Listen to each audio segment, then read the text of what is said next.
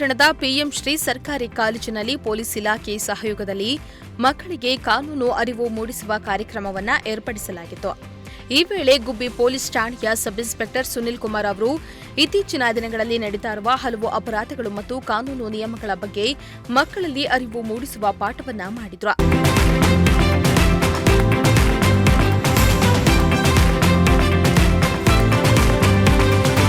ಇನ್ನು sub inspector Sunil Kumar ಅವರು ಮಾತನಾಡಿ, ಹಿಂದಿನ ವಿದ್ಯಾರ್ಥಿಗಳು ಮಕ್ಕಳ ಹಕ್ಕುಗಳ ಬಗ್ಗೆ ತಿಳಿದು ಪಾಲನೆ ಮಾಡಬೇಕೆಂದು ತಿಳಿಸಿದರು.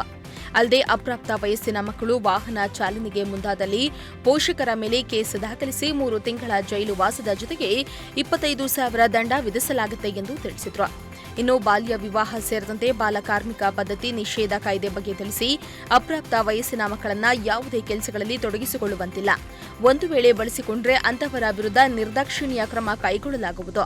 ಆದ್ದರಿಂದ ಮಕ್ಕಳು ಇಂತಹ ವಿಚಾರ ತಿಳಿದು ವಿದ್ಯಾಭ್ಯಾಸದ ಕಡೆ ಗಮನ ಹರಿಸಬೇಕು ಎಂದಿದ್ದಾರೆ. ಅಲ್ಲದೆ ಇತ್ತೀಚಿನ ದಿನಗಳಲ್ಲಿ ನಡೀತಾ ಇರುವ ಸೈಬರ್ ಕ್ರೈಮ್ ಮತ್ತು ಡಿಜಿಟಲ್ ಅರೆಸ್ಟ್ ನಂತರ ಅಪರಾಧಗಳ ಬಗ್ಗೆ ತಿಳಿದು ಪೊಲೀಸ್ ಸಹಾಯವಾಣಿಗೆ ಸಂಪರ್ಕ ಮಾಡಿ ರಕ್ಷಣೆ ಪಡೆಯಬಹುದಾಗಿದೆ ಎಂದು ತಿಳಿಸಿದ್ದಾರೆ. ಸ್ಕೂಲಿಗೆ ಕಳಿಸಂಥದ್ದು ನಿಮ್ಮ ಪೇರೆಂಟ್ಸ್ದು ಫಂಡಮೆಂಟಲ್ ಡ್ಯೂಟೀಸ್, ಮೂಲಭೂತ ಕರ್ತವ್ಯ. ಸ್ಕೂಲಿಗೆ ಕಳಿಸಲೇಬೇಕು. ಮಕ್ಕಳಿಗೆ ಕಡ್ಡಾಯ ಶಿಕ್ಷಣ ಕೊಡಬೇಕು ಅನ್ನೋಂಥದ್ದೊಂದಿದೆ, ಗೊತ್ತಿದೆ ಅಲ್ವಾ? ಹಂಗಾಗಿ ದಯವಿಟ್ಟು ಎಲ್ಲ ಕ್ಲಾಸಿಗೆ ಚಕ್ಕರ್ ಆಗ್ದಂಗೆ ಬರಲೇಬೇಕು, ಮ್ಯಾಂಡೇಟಾಗಿ ಬರಬೇಕು, ನಿಮ್ಮ ಪೇರೆಂಟ್ಸಿಗೆ ಕಳಿಸ್ಬೇಕು. ಮತ್ತು ಮಕ್ಕಳೊಂದು ಏನಾದರೂ ಕೆಲಸಕ್ಕೆ ಇಟ್ಕೊಳ್ಳೋದಕ್ಕೆ ಅವಕಾಶ ಇದೆಯಾ?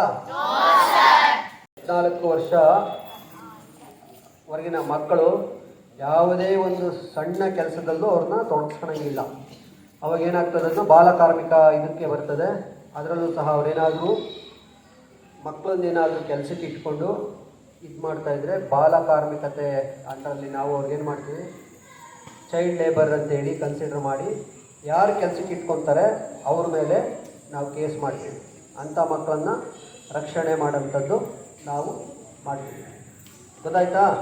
ಸೊ ಹಾಗಾಗಿ ನೀವು ನಿಮ್ಮ ಹಕ್ಕುಗಳ ಬಗ್ಗೆನೂ ಸಹ ನೀವು ತಿಳ್ಕೊಬೇಕು. ನಿಮ್ಮ ಟೀಚರ್ಸ್ ಹೇಳ್ತಾ ಇರ್ತಾರೆ, ಕಾನೂನು ಅರಿವಿನ ಇದರಲ್ಲಿ ನಾವು ಸಹ ನಿಮ್ಮ ಹಕ್ಕುಗಳು ಏನು ಅನ್ನೋಂಥದ್ದನ್ನ ನಾವು ಹೇಳ್ತಾ ಇದ್ದೀವಿ.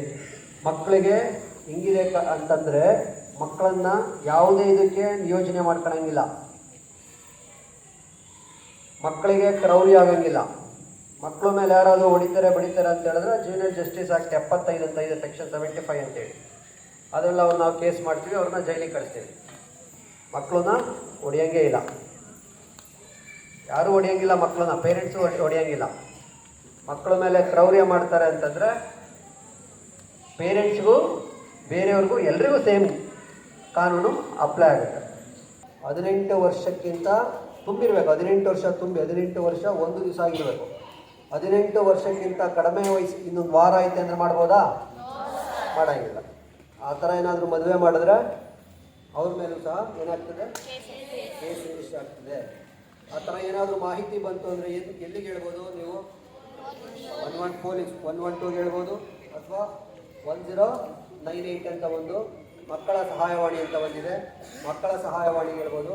ಅಥವಾ ನಿಮ್ಮ ಟೀಚರ್ಗೆ ಬೇಕಾದ್ರೆ ನೀವು ಹೇಳ್ಬೋದು, ಪೊಲೀಸ್ ಸ್ಟೇಷನ್ಗೆ ಹೇಳ್ಬೋದು, 112 ಬೇಕಾದರೂ ನೀವು ಹೇಳ್ಬೋದು. ನೀವೇನಾದರೂ ಹೇಳಿದೆ ಅವ್ರು ಮದುವೆ ಆದರೆ, ಮದುವೆ ಮಾಡ್ಕೊಂಬಿಟ್ರೆ ಏನಾಗುತ್ತೆ ಗೊತ್ತಾ? ಮದುವೆ ಆದಮೇಲೆ ಚೈಲ್ಡ್ ಮ್ಯಾರೇಜಲ್ಲಿ ನಾವು ಕೇಸ್ ಮಾಡ್ತೀವಿ.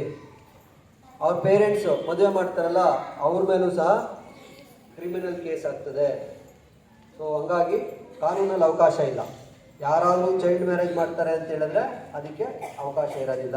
ನನ್ನ ಅಕೌಂಟಿಂದ ದುಡ್ಡು ಕಟ್ಟಾಯಿತು ಸರ್, ನಾನು ಅವರಿಗೆ OTP ಹೇಳಿದೆ ಸರ್, ಆದರೂ ಸಹ ನನ್ನ ಅಕೌಂಟಿಂದ ದುಡ್ಡು ಹೊರಟೋಗಿದೆ ಸರ್, ನನಗೆ ಗೊತ್ತಾಗಲಿಲ್ಲ, ಡಿಜಿಟಲ್ ಅರೆಸ್ಟ್, ನಿಮ್ಮನ್ನು ಅರೆಸ್ಟ್ ಮಾಡ್ತೀವಿ ಅಂತ ಹೇಳಿದ್ರು. ಸೊ ನಾನೇ ದುಡ್ಡು ಹಾಕ್ಬಿಟ್ಟೆ, ನಾನು OTP ಹೇಳಿದೆ, ನಾನು ದುಡ್ಡು ಹಾಕಿದೆ. ಈ ಥರ ಎಲ್ಲ ಅಫೆನ್ಸ್ ಬರ್ತವೆ. ಈ ರೀತಿ ನಿಮ್ಮ ಬ್ಯಾಂಕಲ್ಲಿ ಕಷ್ಟಪಟ್ಟು ದುಡ್ದಿರೋಂಥ ದುಡ್ಡನ್ನು ಯಾರೋ ಸೈಬರ್ ಕಳ್ಳರು ಕಳ್ತನ ಮಾಡ್ತಾರೆ. ಅಂಥ ಸಂದರ್ಭದಲ್ಲಿ ಯಾವುದಕ್ಕೆ ಫೋನ್ ಮಾಡಬೇಕಂದ್ರೆ 1930 ಅಂತ ಇದೆ, 1930. ಸೈಬರ್ ಅಪರಾಧಗಳಿಗೆ ಸಂಬಂಧಪಟ್ಟಂತೆ ನಿಮ್ಗೇನಾದರೂ ಅರ್ಜೆಂಟ್ ಇದೆ ಅಂತಂದರೆ ಯಾವುದಕ್ಕೆ ಫೋನ್ ಮಾಡಬೇಕು? 1930. ಈ ಹೆಲ್ಪ್ಲೈನ್ ನಂಬರ್ಗಳೆಲ್ಲ ನಮಗೆ ಗೊತ್ತಿರಬೇಕು, ಅರ್ಜೆಂಟಿಗೆ ಏನು ಬೇಕು ಅಂತೇಳಿ. ಅದು ನಮಗೆ ಇಮ್ಮಿಡಿಯೇಟ್ ರೆಸ್ಪಾಂಡ್ ಮಾಡ್ತಾರೆ. ನಮ್ಮ ಪೊಲೀಸರು ಇರೋ ಜಾಗಕ್ಕೆ ಬರ್ತಾರೆ, ನಿಮ್ಮ ಸಮಸ್ಯೆಗಳನ್ನ ಕೇಳ್ತಾರೆ. ಎನಿ ಎಮರ್ಜೆನ್ಸಿ 112 ಮಾಡಿ. ಸೈಬರ್ ರಿಲೇಟೆಡ್ ಇದ್ದರೆ 1930ಗೆ ಮಾಡಬೇಕು. ದೇವರಾಜು, ಪ್ರಜಾಶಕ್ತಿ ಟಿವಿ, ಗುಬ್ಬಿ.